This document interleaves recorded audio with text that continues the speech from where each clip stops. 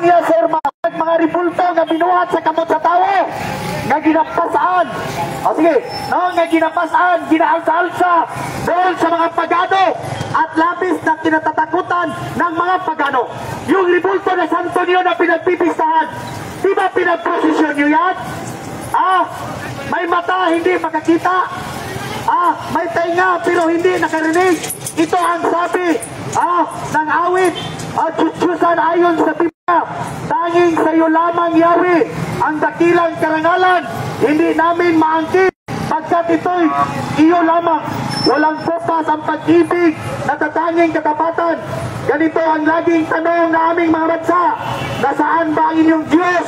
Ang palaging niniwika, ang Diyos namin ay nasa langit, naroroon ang Diyos namin at ang kanyang ginawa at kung ano ang ibigin. Ginawa sa ang ilang mga Diyos-Diyos, ginawa ng pilat, ang kanilang mga Diyos-Diyos, binuhat sa kamot sa tao. Totoo nga, dahil may mga mata, apan hindi makikita, may mga ilong, may mga gininawa, apan wala'y kinabuhi, adunay paa, apan hindi makalakad, mayroong kamay, pero hindi nakakahikap. Ang mga Diyos-Diyos, o ang nagbuhat, o ang misalig sa mga Diyos-Diyos, ay nagiging katulad ng mga Diyos-Diyos na hindi na makikita dahil may mga mata na mga kapatid. Hindi na ito sila makikita. Hindi na sila makikita kasi naniniwala sila sa mga ribulto. Isa lang ang Diyos natin mga kapatid. Unang Timoteo 2:4-5, buot sa Diyos na maluwas ang tanang tao o masayod sa kamaturan at may usalaman ka Diyos, may usalaman ka tigpatiniwala o manlalaban tali sa Diyos o sa mga tao mao si Kristo na nagpagkatao. Hindi mo kailangan yung ribulto, hindi mo kailangan si Maria, ang kailangan mo kapatid ay si Kristo. Juan 14:1-6, mga kaigsunan, si Jesus ang dalan, siya ang daan, siya ang katotohanan, at siya ang buhay na walang hanggan, hindi sa ribulto. Ilan o limbong, ilan, mga kapatid, yung ribulto. Bakit? Anong sinasabi ng Habakuk 2:18? Unsay kapuslanan, unsay kapuslanan sa mga linilok, sa mga ribulto, sa mga lalawas, abay ko dito. Na nagatutlo sa mga tao sa kapatakan. Kung walang itinuturo ang ribulto mga kapatid, na katotohanan, puro kasinungalingan. Yan po ang sabi ng ating Panginoon sa Habakuk 2:18. Mga kapatid, mamulat ang inyong mga mata. Buhay ang ating Panginoong Jesucristo. Nasa langit, wala sa ribulto. Wala sa ribulto mga igsoon. Kung igsoon, ilabay ang imong ribulto. O sunugin mo yung ribulto mo. Kasi wala, ano yan, kang satanas yan. Yung ribulto yan mga kapatid. Hindi yan sa Diyos. Okay? So it's time, o 37 pa. Pagkabos. Okay mga kaigsunan, so yun po ang katotohanan, no? Ang gumawa sa kanila at pati ang nagtitiwala, lahat sila ay katulad ng gayong Diyos na ginawa. So, alam niyo kapatid, itong mga karamihan dito, bulag.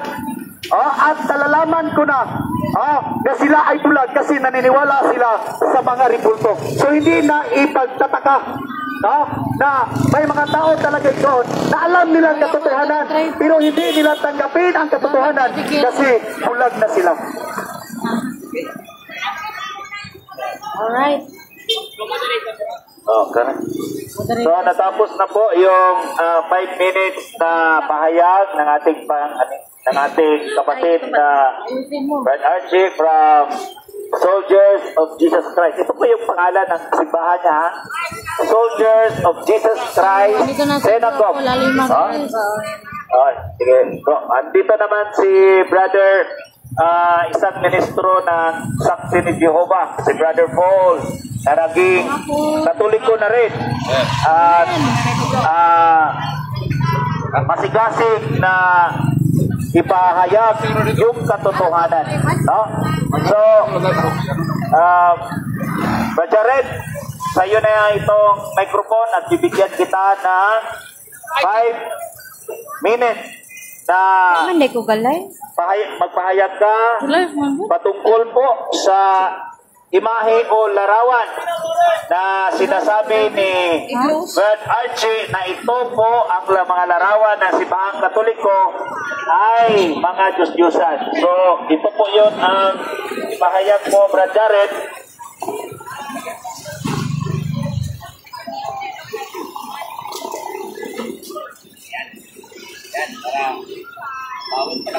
Yan. Magandang hapon mga kapatid. Okay lang ba kayo? Ngayon, nakita natin yung pinapahayag ng tao ni Tim. Puro kasinungalingan eh.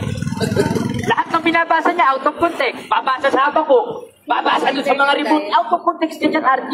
Dahil naisulat yan, wala namang Iglesia Katolika, Apostolika, Romana. Ano ba? Tapos sasabihin mo pa yung mga tao, mga bulag. Baka ikaw yung bulag.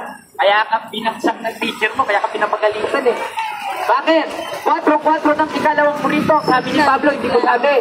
Kaya kung tututulan mo ko, ang makakalaban mo si Apostol Pablo. Nung sabi, na binulag ng Diyos ng sanglibutan ito, kaya ng Diyos mo, ang mga isip ng hindi nagsisisampalataya.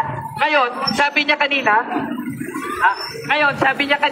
lahat ng may mga reporto ay sa demonyo.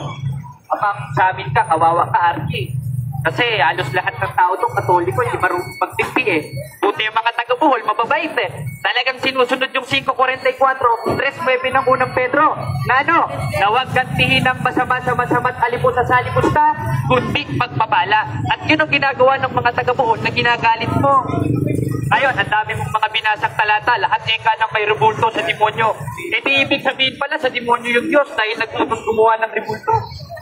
Katunayan, sa 6:29 ng unang hari, galit siya pa kay Maria, ang Hebrew nun ay Miklayet. Graven image o gaya o feminine, gaya ni Maria. Hindi pwede pala yung rebulto ni Maria, gaya ng nasa sa 6:29 ng unang hari. Ang sabi, at inukitan niya ang panig ng bahay ng mga larawan at ng mga inukit. Sa'yo wala TV nakalagay. Tapos magdadasal ka sa harap ng TV, hindi sinasampo mo pala yung TV. Yun ang definition nito eh. Hindi porket nananalangin ka sa harap, sinasampa mo na, ibig sabihin pala, sinasampa ka rin ng mga miyembro mo. Bakit? Nananalangin yung mga miyembro mo, nasa harap mo. Aba, Diyos-Diyosan ka, nalabas mo no, dahil yun ang definition mo ng Diyos-Diyosan at Anyedes. Mali. Out of context lahat ng binabasa mo. Kaya nga maganda dito yung formal discussion tayo, yung may moderator, para ma-cross-examine ko kung ano yung mga sinasabi mong kalokohan. O lahat ng sinasabi mong panloloko sa mga tao, lalo na dito. Ngayon, maglalatag ako, pakinggan mo sana. Kasi kilala kita eh. Ang ginagawa mo, sumasapaw ka ng sumasapaw, doon sa kalaban mo, sigaw ka ng sigaw, out of context ka, may kaayusan ba yan? Walang kaayusan yan. Kaya yung sinasabi mo sa mga tao, na sila yung mga binulag, ikaw yung unang-unang binulag, dahil ang sinasabi ni Pablo na 4:4 ng ikalawang Korinto, yan ang nababagay sa iyo, Archie Anyedes. Ayon sa Biblia, hindi ayon sa Disney. Sunod. Para sa ba? Para sa? Okay na ba? Asan na nga natin? Wala pa eh. Di Ramsey. Paso ka na agad. 3 minutes pa. O may 3 minutes pa. 3 minutes pa na pagsumo. Ngayon, pwede bang ribulto ayon sa Biblia? Pwede. Kaya nang nasa sa 6:29 ng unang hari, yan lang muna ilalatag ko dahil isa-isahin ko yan sa lahat ng instant ni Archie. At ang Hebrew, interlineal nun ay Miklayet. Ibig sabihin, graven image o feminine graven image gaya ni Maria. Diba? Hindi pwede pala ribulto ni Maria. Ngayon, tatanungin mo ko in New Testament. O sige, sasagutin kita mamaya. Pero madadaanin ko muna lahat ng patutsada mo. Kaya mga kapatid, napatunayan natin lahat ng sinasabi ni Archie ay pawang out of context lang. Bakit? Babasa sa Habakuk.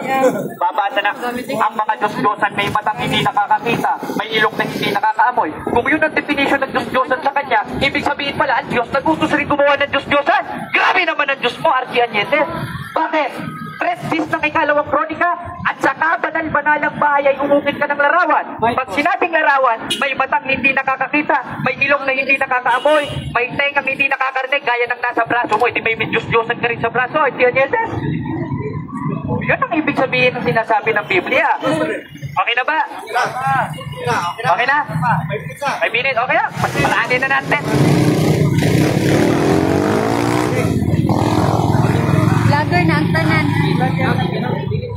Shoutout sa ating 49 viewers. Ganun yung views. So grabe kay Moto Estiksono okay, tinutwist nila yung katotohanan. Pero alam niyo ba kapatid, yung lahat ng nagdadasal ng ripulto ay mga hangal. Ano ba yung hangal? Mga buang sa Bisaya. Sabi ng Panginoon, Isaiah 44:9, walang kwintang tao ang gumagawa ng mga ripultong Diyos-Diyusan at ang mga ripultong ito ay labis ng pinahalagahan at walang halaga. Sila rin ay ang makapapagtunay na ang iyon ay wala ring halaga sapagkat ang mga iyon hindi nakakakita at ang nalalaman, kaya mapapahiya ang mga sumasamba sa mga iyon. Hangal ang mga tao gumagawa ng ripulto at sumasamba sa mga ripulto. Ang kapertiro naman ay kumukuha ng isang pirasong kahoy. Giniguhitan niya ito ng anyong tao sa kainukit hanggang sa mayari ang isang magandang imahen at pagkatapos ilalagay niya ito sa kanyang bahay. Ang mga taong gayon ay mangmang at hindi nakikita na bubulag. Itong mga tao na to, kapatid, sa kinilan ko, mga bulag ito Kasi naniniwala sila sa ripulto gawa ng kamay ng tao. Ang Diyos ba iksoon is ripulto ba? Hindi.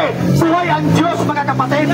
So ang sabi dito iksoon, at tinakpan nila ang kanilang mga mata at sinarhan ang kanilang mga isipan sa katotohanan. So hindi na ikapagtataka, mga kapatid, na itong bata na ito, mga kapatid, ginamit ng Diablo at sinirahan ang kanyang mata at ang kanyang kasing-kasing, mga kapatid. Yun po yun ang sinasabi. Kasi, mga kapatid, ang demonyo nagpuyo sa ripulto. Ipadayag ng 20. Kaya ang mga tao na wala mga matay sa katapusan, nga hambak sa kalibutan, nga na nagpadayon sa pagsimba, sa mga yawa, sa mga pinuhat, sa kamot sa tao. Yung santo niyo, gawa ng kamay ng tao. Bakit ka lumuluhod yan? Bakit ka lumuluhod? Bakit mo ipinaprosesyon yan? Sabi ng Panginoon, Lucas 4:8, si Jesus mingon, bawa ka Satanas, sambahin mo ang Diyos lamang at siya lang ang imong alagaran. Siya lang. Tanga ka ba? Nag-aalaga ka? Pinaanuhan mo yung ripulto, gagawa ng kamay ng tao. Diyos ba yan? Yun ba yung Diyos mo, kapatid? Na kung may sakuna, bubuhatin mo? Yun ba yung Diyos mo? Bakit ka nagdadasal dyan?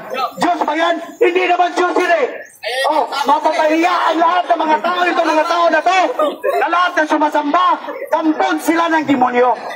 Kampon ni demonyo. Ang tanan nga mitahod o misimba sa ripulto o nagpista sa ripulto, mga kaigsunan. Hindi naman Diyos yan Hindi yun Diyos yan. Isa lang Diyos natin, ang Diyos sa langit. So ano pagsabi dito? Kamangmangan. Ang mga gumagawa nito'y parang kumain ng abo. Lubusan na siyang naliligaw sa kanyang maling paniniwala at mahirap nang ituwid at hindi siya papayag na ang ripultong iyon ay isang Diyos-Diyusan. So dili na ikalimot, sir, ma'am. Kakining mga tawhana, dili na mo dawat unsay tinuod, babaga na lagnaw. Ano man, Roma 1:25, say ang kamaturan may tungod sa Diyos. Ilang gipulian o bakak ang kamaturan o may ilang gisimba o gilagaran ang mga pinuhat sa kamot sa tao na unta ang mabubuhat na maunta ang angay dagod hangtod sa kanturan. Amen. Maya naman kayo, mga Romano, Pagano, Katoliko. Pinalitan niyo yung katotohanan na dapat sambahin ang lumalang, hindi yung ginawa ng kamay ng tao. Edukado pa man ang kamo. Mga engineer, abogado, mga doktor, mga pare, tapos lumuluhod sa isang walang buhay na ripulto. Yun ba yung tinuturo ng ating Panginoon Jesucristo? Magdasal ka sa Panginoong Diyos, mga kapatid, sa Espiritu at sa katotohanan, hindi sa ripulto. Mo kanay gusto samahan nga magasimba kaniya, magasimba diya sa Espiritu o sa kamaturan. Kaya ang Diyos, Espiritu man, o ka magsimba kaniya, kinahanglan managsimba diya sa Espiritu o sa kamaturan. Huwag kang magdasal na nasa ripulto. Si Kristo nagpakamatay doon sa cross, tapos ipagpalit mo sa ripultong Maria. Ipagpalit mo, nagdadasal ka sa hindi ka naman, matilino ka naman. Pinalitan niyo yung katotohanan. Managot kayo lahat, mga kapatid. Lahat ng sumasamba sa mga ripulto, mga kapatid, doon papunta sa impirno. Di pa niyang 28. Apa ng mga talawan, ang mga walang magtuo, ang mga malaway, ang mga mamumuno, ang mga makaliwason, ang mga mamabarang, ang mga nagsimbag, mga Diyos-Diyos, o ang tanang pagkagod, itambog sa linaw, kakalayo, o kasupre, o maukato, ang ikaduhang kamatayon. Lahat kayo, sister. Mind nyo, sasabihin ko sa inyo, nakarinig lahat dito. Pag hindi kayo magkabitaw ng mga ripultong iyon, impirno ang kalalagyan sa lahat ng mga sumanda. Mind nyo, mga kapatid, hukmanta sa Ginoo, gipadayag no 27. Kaya ang tao mamatay sa makausa kay gayon, o tapos na maong paghukom sa Diyos. Tapos sabihin nyo, yung ripulto nyo buhay, bakit ka nagdadasal sa ripulto? Magpatulong ka ba dyan? Napatay po yan eh! Wala pang nabubuhay? Ilan bang bayad nyo sa mga pare? Mga kapatid, mamulat tayo sa ating mga mata. Buksan nyo yung isipan nyo. Huwag puro garbo. Huwag kayo pride, mga kaigsunan. Impirno ang papunta.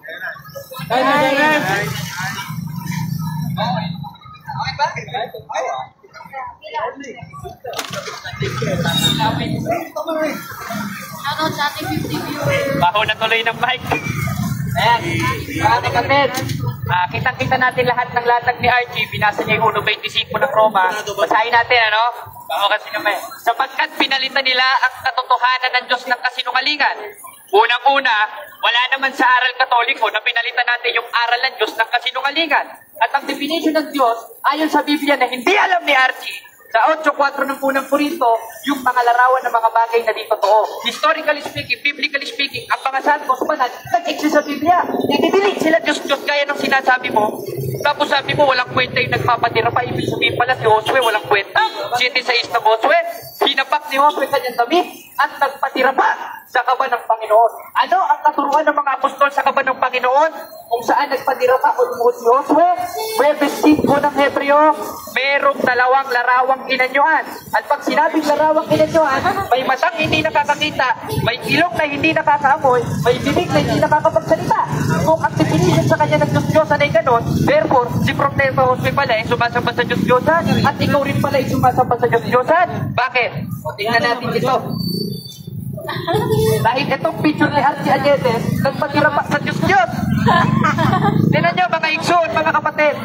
Kung para sa kanya, ang pagluhod ay pagsamba at bawal lumuhod sa ribulto gaya ng ginawa ni Propeta Josue sa 7:6 ng Josue.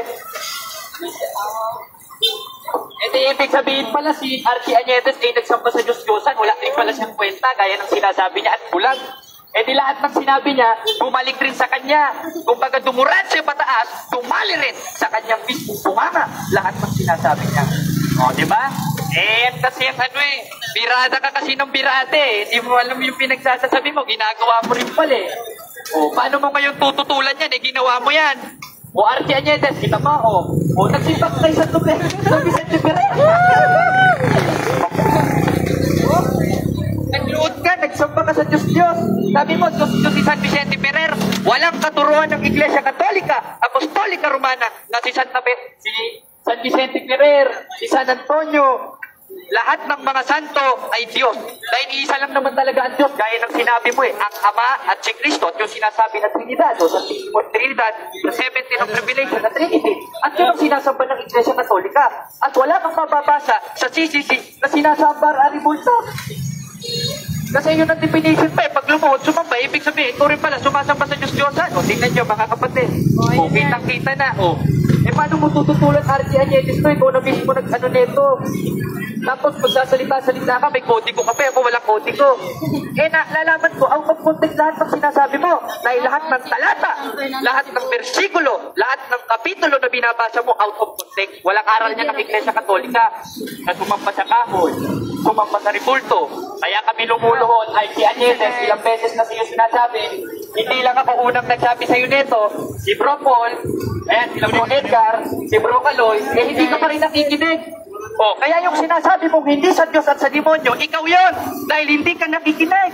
Dahil lang sa Diyos, ulitin ko, 8:47 ng 1, nakikinig ng salita ng Diyos. Kung ilang beses ka na sinabihan ng salita ng Diyos, gaya sa 7:6 ng Josue, na ang pagluhod ay hindi pagsamba, kundi pagrespeto sa banal na bagay, hindi ka pa rin nakikinig. Lahat ng sinabi mo sa mga kapatid naming Katolik sa demonyo, lapat sa'yo dahil hindi ka sa Diyos. Hindi ka nakikinig sa salita ng Diyos. Kaya nga kung pwede ka lang paluhin ng hanger, papaluhin kita ng hanger eh. Okay na.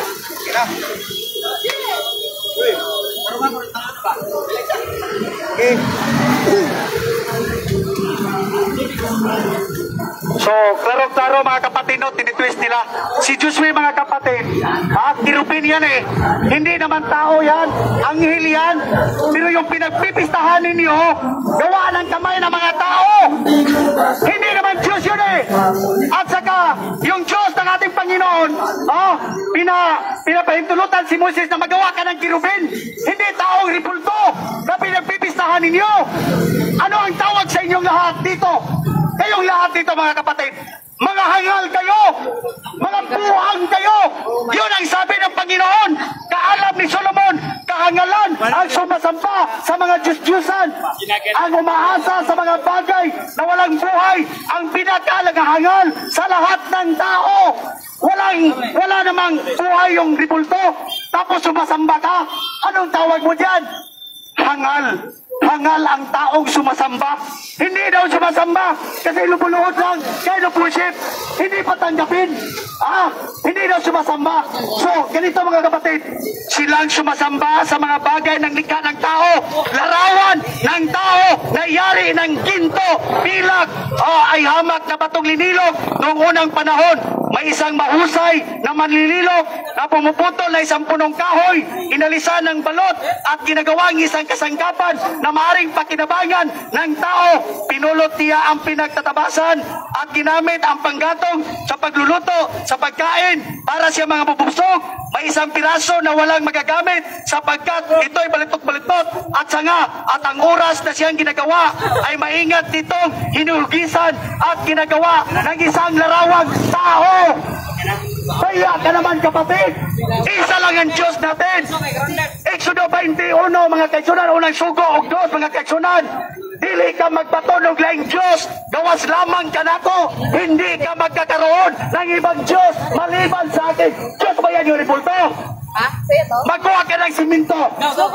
Magkuha ka ng siminto, tapos buhangin, tapos ulmahin mo ng purmang tao, tapos luluhod ka. Kaya nga sinasabi dito, kamangmangan ay sila'y nagpapamamarunong. Pero mangmang pala kapatid. Ito ang sabi ng Roma 1:21 ngadto sa 27 mga kaigsunan. Sa ingila nilang Diyos, apan wala nila pagkaymaya. Ang ilang mga salabutan, nangitgitan.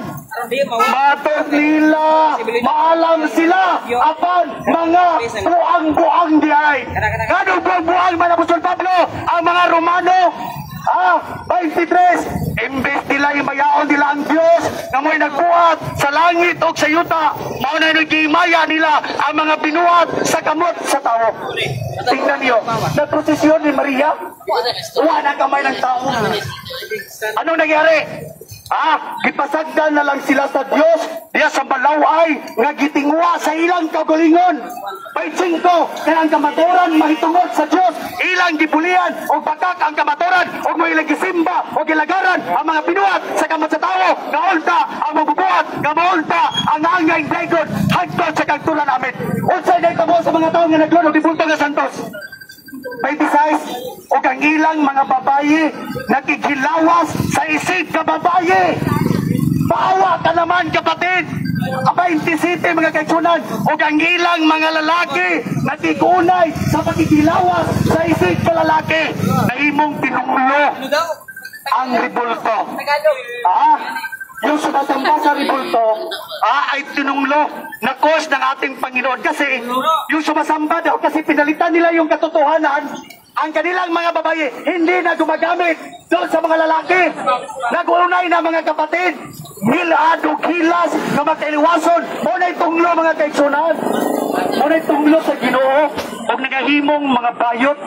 Mas maayo pang hayop man sir. Kay mo ila pagbayit to bayit to laki. Pero ang tao nga nagluod og gibulto, kinakaila nga kana di siya bayit na siya bayisan ng giunay. Sakto ba na? Sakto ba na igsoon? Nagibuhat ninyo, ikaw amahan ka. Doon kay anak ka babae, dalag kag tumboy, imong panalanginan. Doon ay laki, unsay nung ganana, yung ripulto na pinagluludan mo eh. Sabi ng Panginoon, di ka magbuhat, og Diyos, libay sa unsang, dagway sa larawan sa tao. Anong ginagawa mo? Larawan ng tao yung santo, pinagpipistahan mo pa, ipinaglalaban mo pa yung walang buhay.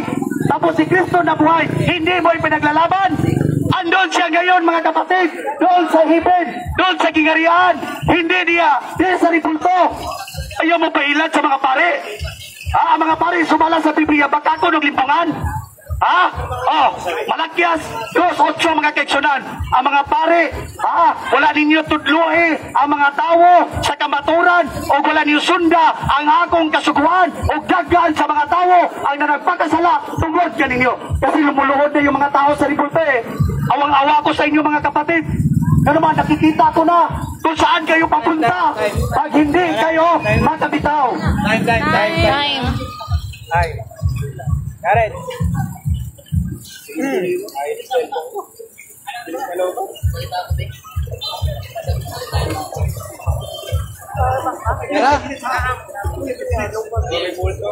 Wala ba yan? Wala. Isa na natin yung revolto yan. Isa na natin para sila. Isa na natin. Ang una na to is Brad Archie. Si Brad Archie at si Brad Jared ang cross examination. Cross examination ni Brad Archie at ni Brad Jared. So ngayon, bibigyan kayo ng 10 minutes na cross examination.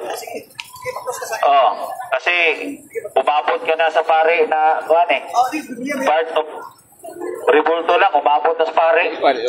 Patay tayo niyan. Hindi tayo focus sa usapin natin na patungkol sa ribulto. Yung gano'n na mga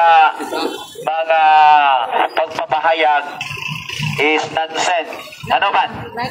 Wala. Hindi si Brad Archie nag-focus sa kanilang usapin patungkol sa ribulto. Pumunta na ng pare. Kahit saan na lang siya pupunta. Focus ka, Brad Archie. Focus ka. Kailangan mong mapatunayan na yung si Maria ay Diyos-Diyusan. Ganyan. Hindi ka focus sa tema mo eh. Kahit may trabaho ko dito pero nakikinig ako sa iyo. So, ngayon ibigay ko yung part na sa akin ay moderator sa kanila, ibigay ko kay Brad Jando. Okay, ako moderator dito. Kung ano yung tanong, yun ang sasagutin. Ang topic nyo, ribulto. Hindi pare. Okay. Ngayon, sino ka na magtatanong? Ikaw? Sino ka na magtatanong? Sige, ito. Archie, ready ka na ba? Tinatanggap mo ba na binasa mo ang 1:25 ng Roma na pinalitan nila ang katotohanan ng Diyos ng kasinungalingan? Yes or no? Categorical. Pinalitan nga ang katotohanan. Yes. Kasi yung sinasamba nila, instead of yung lumalang, yung ginawa ng tao, yun ang pinalitan nila. So yun po, tinitwist nila yung katotohanan nga dyan sa Biblia. So hindi na ikapagpatataka mga kapatid. Pinalitan nyo yung katotohanan. Meron ka bang mababasa letra por letra sa official doctrine ng Catholic Church o sa CCC na ang Katoliko ay sumasamba sa ribulto? Dito mismo sa hawak ko, hindi dyan sa hawak mo. Meron ka bang nababasa na pinalitan ng Katoliko ang katotohanan ng Diyos ng kasinungalingan? Meron o wala? Subad. Okay. Hindi na kailangan yan. Nakikita na natin yan eh. Wala wala akong mabasa kasi hindi ako nagbasa diyan eh. Objection muna. Ang tanong ni Jared, kasi sabi mo turo namin eh. Eh yan din yung turo namin, di ba? O ngayon, meron ba sa CCC, mababasa mo na turo namin na sambahin ng rebulto? Meron o wala? Sagot mo na. Yung sagot ko mga kapatid, wala kasi hindi ko yan nabasa, hindi ko yan binasa, hindi yan Biblia eh. Di ba? Pero nakikita ako sa dalawa kong mata, yung mga tao lumuluhod at yung mga tuhod nila, mga kapatid, ay ano sa Tagalog, nakubalan. Nag-aampo, nagpipray, Maria, tabangi mi. Sabi ng Panginoon, Juan 14:13-14, pangayo kamo sa mahal, bisan unsa nga butang, pinaagi sa kong ngalan. Kung mangayo kamo, igahatag ko kini, aron ni mayaon ang amahan, pinaagi sa anak. Hindi naman sinasabi, mangingi kayo kay Maria na ribulto, mangingi kayo sa mga santo na ribulto. Kagaguhan yan eh. Kagaguhan yan. Yun yung ginagawa ninyo. Di ba? Saan ba yan? Di ba? Nakikita sa dalawang mata eh. Physical evidence yung nakikita natin. Sige, next question. Ngayon, Archie Anyenes, wala kang nabasa, hindi ka marunong sumagot sa tanong. Ibig sabihin, hindi ka talaga Kristiyano eh. 3:15 ng unang Pedro. Tanong, yung pagluhod ba sa mga ribulto? Pagsamba ba sa Diyos-Diyosan yun? Yes or no? Yes or no lang ha? Kasi ikaw kung saan ka tumatalon, parang kang kangaroo eh. Yung tanong niya, yung sumasamba ba daw sa Diyos, sa ribulto? Sumasamba na ba yun, yung lumulod? Sumasamba niya, hindi nga Diyos yan eh. Hindi Diyos yan, bakit ka lumuluhod sa ribulto? Gamitan niyo naman yan sentido komon. Bakit ka manghihingi sa isang ribulto? Makakatulong ba sa inyo yan? Makakatulong ba? Makirinig ba yan? May tainga yan, pero hindi yan nakakarinig. May mata yan, hindi yan nakikita. Tapos ito-twist nyo talaga? Yung katotohanan? Ano naman, Jirit? Ano naman yung question nyo? Bahiya naman kayo sa Diyos. Buhay yung Diyos natin eh. Hindi ribulto, hindi patay. Huwag kang magiging sa ribulto si Pope Francis. Next year, gawaan na namang ribulto. Tapos yung anak mo luluhod sa kay Pope Francis kasi manghingi ng ano? Pagpipray. Hindi Diyos yan. Sa Diyos ka manalangin. Gaya ng ginawa ni Kristo. Tanong? Okay na? Okay na? Ikaw tanong ka. Tanong ka mo, pangutana ka. Pili mo pangutana. Pwede mangutana. Sige, pangutana mo naman ni Archie. Archie, naa sa among Catechism of the Catholic Church, paragraph 2132. The honor paid to sacred images is a respectful veneration and not the adoration due to God alone. Nadungog ba nimo na wala may nag-adoration sa sacred images sumala sa mga doktrina? Yes or no? Nadungog, wala kuno sila nag-adoration. Wala na pag-adoration. Dahil no worship yan eh.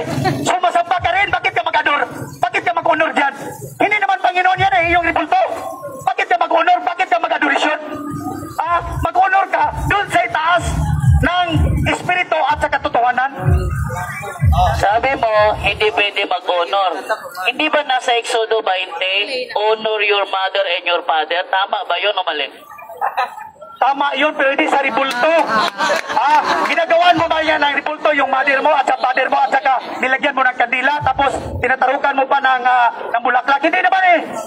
Pero yung ribulto, pinagdadasal mo, pinagpipista mo pa. Next question.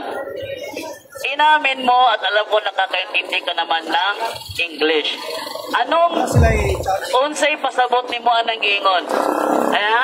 Unsay pasabot ang nag-iingon? The honor paid to say, paminaw. Di mo paminaw. Paminaw lagi. Unsay pagsabot ni mo ang nag-iingon sa English nga? The honor paid to sacred images is a respectful veneration and not the adoration due to God alone. Sa Bisaya na. Description nyo lang yun. Description yung Bisaya. Sabi nyo na hindi yung pagsamba kasi adoration na respect lang. Yung pag-respect, bakit ka mag-respeto doon sa ribulto? Doon ka mag-respeto sa buhay na tao. Doon ka mag-respeto. Bakit respetuhin mo yung ribulto tapos ito balaan ito, sagrado to, tapos mag-respeto ka? Kagagawa nagustuhan yan kapatid? Sa dihang girespeto sa mga Israelita ang revolto sa Kirubin. Sakto ilang gibuhat o sayop. Sakto pero kirubin. Ang kirubin, sir, anghel. Sirapin. So, ano ba yung kirubin? Sirapin. At saka yung anghel. Hindi naman tao yan eh. Ay, hindi naman ribulto yan eh. Ang inyo ha. Ribulto ng inyo ha. Dili na kirubin. Ang monumento sa propeta. Itahod ba sa propeta o wala? Sige, tahod ba sa propeta ang monumento? Pagod tahuran. Ano tahuran manani mo ng monumento? Ginatahod. O ginatahod ba na nato ng monumento? Unsa may nahitabo ang mga propeta kuno gitahod ba kuno ang mga monumento? Pagod sila magtahod. Yung magtahod mag-ana nga bato man na. Kahoy siminto man na. Gawa niyo naman ang sentido komon yung mga question yung mga kapatid. So lahat ng Katoliko diyan, yung mga lubuluhod sa mga ribulto, magtanong kayo sa akin. Mapapahiya lang kayo eh. Kasi wala yung buhay na nililuran niyo tapos dinidipitsahan ninyo eh. Ano sabi ng Biblia? Kamangmangan ng mga tao nang sumasamba at nang lumilikha ng mga ribulto. Bakit ka maghingi ng tawad yan? Bakit maghingi ka ng pag-pray? Hindi naman Diyos yan eh. Di ba? Ano pa yung question niyo? Di ba? Ubusan sila ng question mga kapatid. Kung mabasa na ko, Archie, usa ka propeta mitahod sa monumento sa namatay nga propeta. Dawato nimong namakaka, paingon nimong wala. Tahod, yes, dahil may tahod, pero wala magampo. Wala magampo, nakatawa. Wala nagampo, may tahod lang. May tahod lang koreksyon. Kaya naman po siyang Bible nga kayang hubad. Pero diri koreksyon, wala gud may tahod. Ingon ka kaganina dili tahoron. Unya, ingon ko kung mabasa na ako, ingon na pong giangkol nga tahoron. Unsa may sakto, Archie? Ang imong giingon nga dili tahoron o ang insakto diay nga gitahod? Sugod na sila gamit og logic. So di ko tahoron. Di ko tahoron. Kano magtahon man kana sa Old Testament kung gitahod diya to sa atong propetaha mga kaigsonan. Sa New Testament mga igsoon, wala na. Hindi na kailangan kasi andyan na si Kristo eh. Andyan sa langit tapos bumaba dito.